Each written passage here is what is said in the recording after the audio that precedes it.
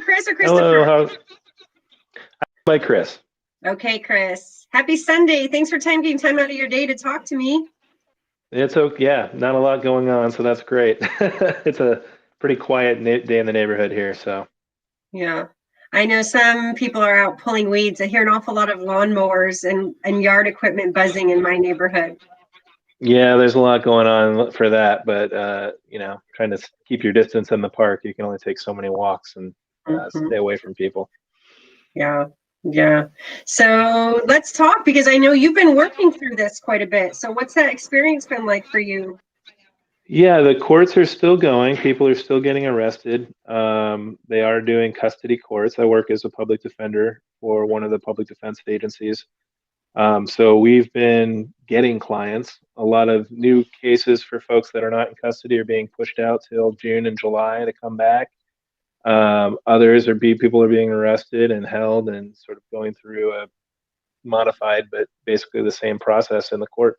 So um, we're not shut down. Thankfully, I'm still getting work and we're able to employ everybody in our law firm. But things are definitely different. Yeah. So you're supporting me for Portland mayor. Right? Someone in your field and with the things that you're working on, what is most interesting to you about my campaign and why is supporting that something that you would be interested in doing? Yeah, I think it's important to have people both in city council and in the mayor's office that actually have a good understanding of how the average person is interacting with the um, law enforcement, interacting maybe with the courts. As you find a lot of folks running for office, in office, um, that obviously have only been listening to one side of and that tends to be the police or the bureaucrats that tend to govern that. So it's really good to see somebody with a better understanding of some of the need for reform and some of the need for uh, refocusing of some of the resources. That's what jumped out at me, reading your Twitter feed and seeing it in the press and that kind of Yeah. stuff. It's interesting, isn't it, how certain things that we talk about in terms of reforms, you and I were talking briefly before we went live about how they just seem like such compassionate, common sense responses. How many sets of institutions along the way have gone up to building those out? And I think we may have lost that stream slightly.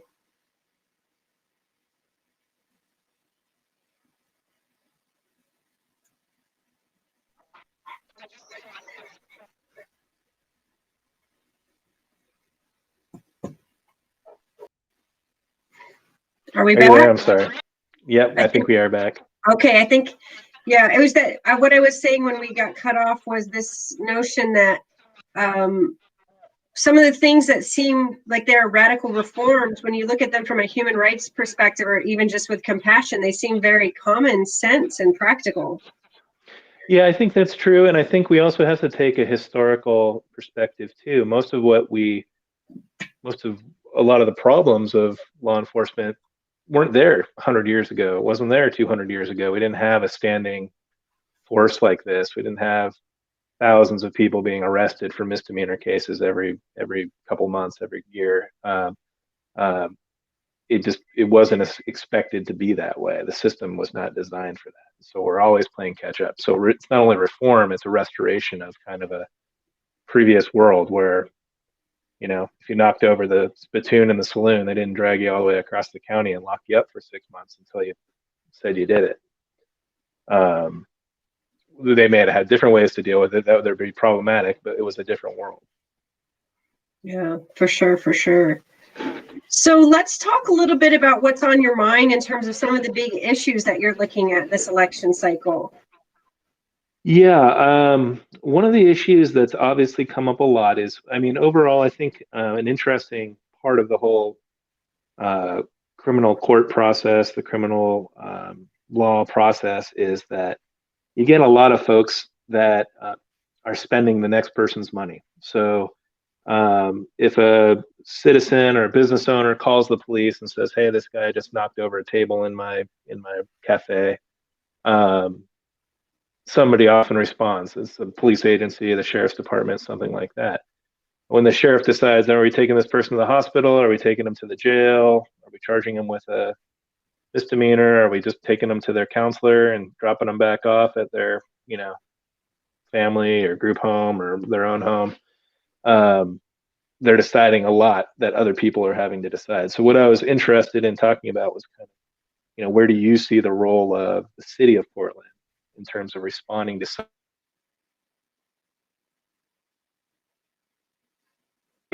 if they're sort of a right mind, it wouldn't be a crime. They would be going about their day, or if they did do it on purpose, then they'd be charged with a crime. So I'm wondering, where do you see the city's role in somebody who's experiencing a mental health crisis? Who responds? What do you think should happen? Yeah, that's such a good question. That's the sort of big question of the day. We get a lot of feedback in the advocacy community around trauma-informed care. And what does it mean for us to really look at the data, to look at the victims, who's considered the victim when something goes down, and then what is the appropriate response, not just in terms of the human rights and compassion in that moment, but efficacy, right? So a good example would be someone in mental health crisis in the park blocks, which I'm sure that Portland police get hundreds of calls a month about. Would it be more cost effective for us to actually have a lot more social services where those calls are happening for peer support, for mental health support, for addiction support services, for even basic things like access to drinking water, access to shade, access to food? Because what we're understanding is sleeplessness is a huge factor, right? Addiction is a huge factor. Just the stress, the environmental stress of being unhoused is a huge factor. So having more facilities like Right to Dream 2, where people can access a few hours of sleep safe from harassment, seems like a good investment in terms of preventative care to reduce those costs on the front end. And I see that as something that the city of Portland could be investing more aggressively in, especially through the joint office and in partnership with the county. I do think that an increased investment in the street response model, that's informed by the Whitebird model down in Eugene by Cahoots, Sure. Would be better if we scale that up more quickly here. I also think we need to move some of the money around in the budget, because when you look at the amount of money we spend on militarizing our police and training them for combat versus anti-bias training and de-escalation training, I think we see where we need to put those resources in a different way. And that's one of the things that you and I were going to talk about, was maybe looking at ways we can work around whatever the police union contract is through other city policies or even creative budgeting. Yeah, I think it's interesting because what you end up, sort of the budget process creates conflict. So to set up a new system, to set up new folks in the street response, means taking away some resources from other agencies, and you sort of get locked in because you have this police contract that with the police union, essentially, association, that they you're stuck with a predecessor, so you're going to be having to deal with both a budget and a contract that predates you, that you didn't have some control over. And then frankly, you're going to be dealing with leadership at the police bureau that'll be there long after all of us are gone. Some of the folks that are there now will be there for decades. They'll outlast every mayor. There's people in police leadership now that have been there through 3, 4, or 5 mayors, some of them. So how do you deal with that? Right? Yeah, I mean, and so they can wait it out. I'm just curious how you see your options, what you see as sort of the problems and opportunities, given that you're dealing with the last person's deal, contract. Well, some lessons we can look at would be even in terms of how do we increase the city's bargaining power when we go to that table over the next 4 years for the next contract negotiation. One of the things that I've proffered is that residency requirement, largely on that ground, right? Like if we start talking as a community and building community power in the electorate, right? There's this, when you think about how you're going to make social change, there are some theories of change we can look at.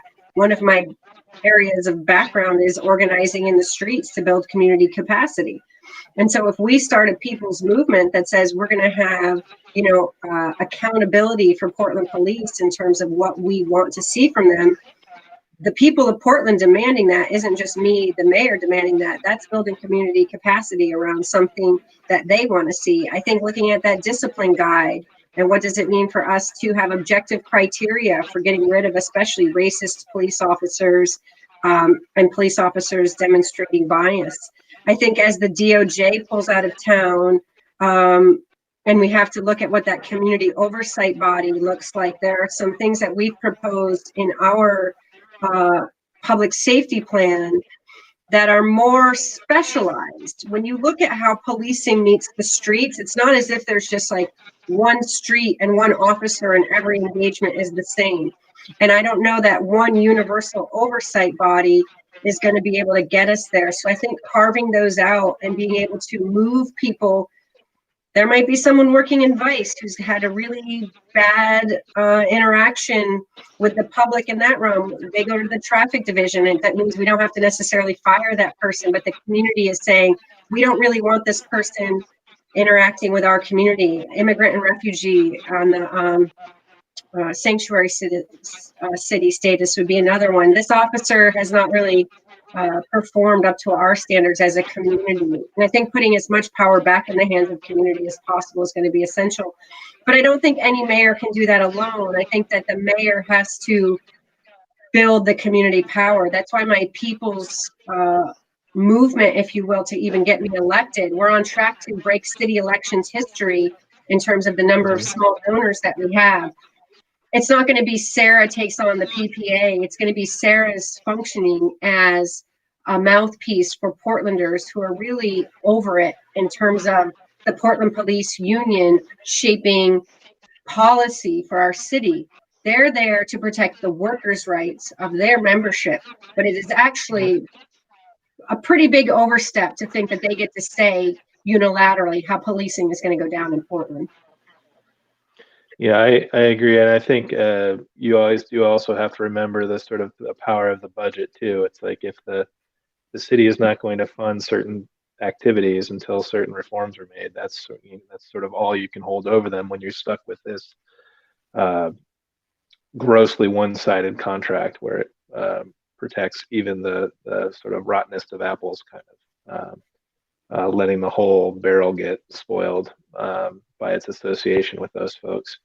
Oh, that budget is so important. I mean, when people say, why would you run for mayor? That budget and access to that budget, line item by line item, even the hundreds of thousands of hours in police overtime, not to mention how they're showing up in the streets on protests and how those are funded. There's a lot of things that the mayor can do with that budget in terms of what they fund and what they don't.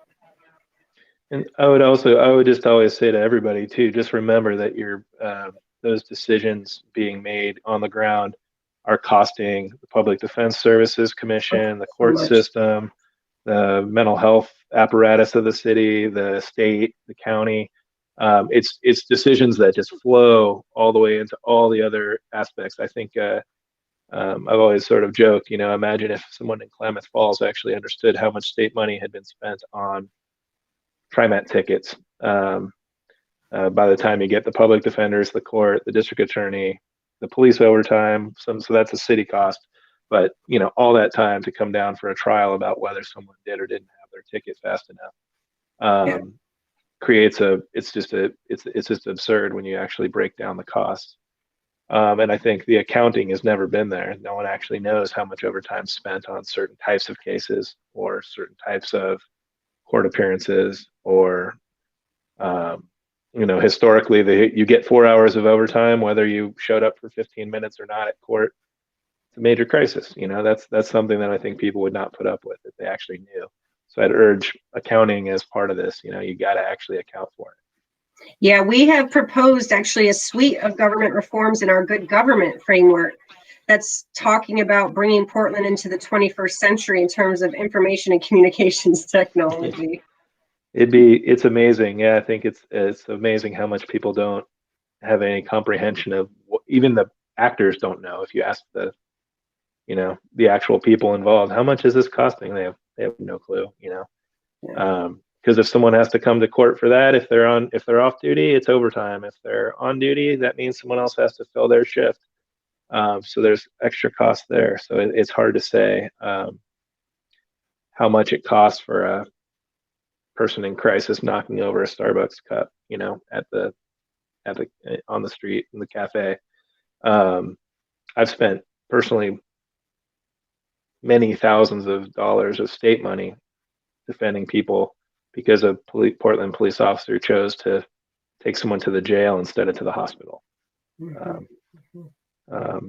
And like you said earlier, with efficacy, with no concerns about the outcome or the efficacy of the decision. No, I mean, there's no review of those decisions.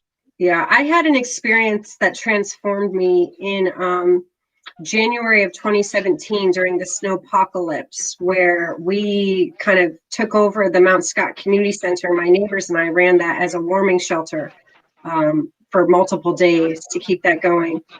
And there was an instance where a young man, an amputee, he had a hospital bracelet on, came in, was there overnight, was disruptive, didn't want to leave. And we had exhausted all of our channels. So park staff was forced to call PPB.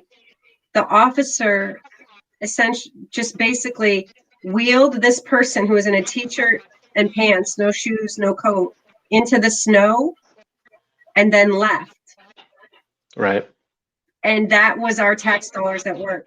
And I just cried because I thought, it doesn't have to be like this. Yeah, and you mentioned the sort of the cahoots model from Eugene, and so what do you think the difference would be if you were able to set up something like that? What would a city response to a neighborhood crisis like that be in your? What would you see that? I mean, you say it doesn't have to be that way. What do you want it to be? I guess staff was trained to call PPB in that instance, versus us having a mental health support professional who could come and probably had a good understanding of how to deal with that person of crisis, but also would have had a much better sense of the triage steps of what does the flow chart look like when this fails? Does this go to the ER? Does this go to Unity? I mean, thinking about what does the flow chart look like and making sure that the public is educated on that, right? Because this is one place where I think the PPA and I could find some agreement insofar as our police aren't trained as mental health care workers largely. It's not their primary job description. They're not compensated for that expertise when they do have it. So why don't we have police actually doing what they're trained to do, which is prevent and solve crimes? And if you're going to do that, let's talk about who's actually being the victim of violent crimes in our city. Those are people mostly experiencing intimate partner violence, domestic violence, sexual assault. I mean, things that we never talk about in our public policy discussions at all. Yeah, you said it was, you went home and you were, the emotion of like having to think about having to have the park staff call the police on somebody. The people that are experience actual violent crime, because of those low level effects, you see people who have seen their brother, their cousin, their sister sort of get hassled because they were walking at the wrong time of day with the wrong color skin or the wrong clothes on or whatever led to some of these. Or they've had other interactions with the police where they weren't trained to respond. They won't call the police if there is something that goes on. There's many victims of domestic violence. There's many victims of violent crime that would never call the police in the city of Portland. And that's terrible. You shouldn't have to have that situation, but they're worried about the response will be, you just can't call the police on someone like that, or he's just going to get dumped in the snowbank. And that's actually probably a good outcome, because if he had taken a swing at the cop, he could have been seriously injured, or worse. I had a lot of anxiety around that, and I actually waited for the police to leave and then went and got him, and then we actually hid him back in the community center in the back of a closet behind a door, and everyone went through their Rolodex and tried to find a mental health person to come and get him. Yeah, and I mean, it's almost like all the neighbors should get together and put some money together each year and hire people to administer that and set up a government that could run that. Oh, no. You know, I mean, but I that's what mean, that it's community safety hub model comes from, is if we actually, and this is something I would love your feedback on, because we get a lot of concern, coming my way in terms of housing with permanent wraparound services. yeah, And then I hear from the affordable housing providers of how expensive that is to make sure that goes with all of the affordable housing. And wouldn't it be a much more efficient model if neighborhood by neighborhood we had those wraparound services so that it wasn't attached to your housing unit and that right. more people could access them? And have you heard feedback on either end about that? Well, I mean, one of the things that I run into a lot working with indigent defendants, whether they're experiencing homelessness, often addiction and mental health goes is a large part of that.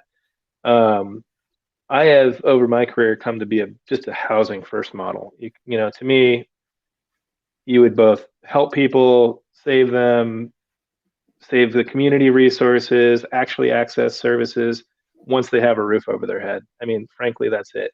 It costs $200 a day to keep someone in the Multnomah County Jail, on average. More if you're mentally ill and needing medical and mental health treatment. Less if you're a model prisoner. Um, but So I mean, it would literally be cheaper to just buy folks apartments. You could take the 1,000 most expensive people in the Multnomah County Jail, build. You could, I mean, obviously you don't want to necessarily like segment them away from society, but if you just bought 1,000 apartments, it would literally be cheaper, cash at the end of the year. Yeah. And then you can provide those services because people are not in a good spot to go to services. They're hard to have a medical routine. It's hard to have a mental health medication routine. It's hard to have a treatment set up without that help. And without that, first, a solid place to sleep, like you said, sleeplessness is huge. But then there's all these other requirements. So you can't stay with grandma because she's on Section 8. So you can't live with her because you have a drug conviction. You can't get your own because it's going to take a year, 2 years, 3 years. And so, unfortunately, the folks in crisis like that are not in a good position to advocate for themselves through like assisted housing type process or subsidized housing process. I think, the sort of Utah model, just give them a place to stay, you're going to be a lot better off. And I think the only way that works politically potentially is to talk about the costs, the actual fiscal costs. That's my thought on that. Yeah, you're absolutely right that it needs to be part of that, but it can't be a bunch of people hiding in a community center hoping the park staff don't notice that they're trying to get help for somebody. Yeah, it's not sustainable what we're doing, and it doesn't serve parks and it doesn't serve housing when we waste money. Yeah, it's I mean, just the cost of one sweep is however many times the cost of getting a porta potty and a dumpster and just putting it next to the place. Yeah. I mean, we're not thinking actually about the cost because it's segmented across so many different agencies. PBOT has its own goals. TriMet has its goals. The state highway have their own goals. City parks have its own goals. The Portland Police have its own sort of framework, and all of those are segmented, and we're not talking about how the costs impact the next one down the road. Yeah, I think if I'm elected, I'll probably bring a little bit of a more strident, go figure, approach to even the joint office, because I'm going to want to know where Portland's money's going.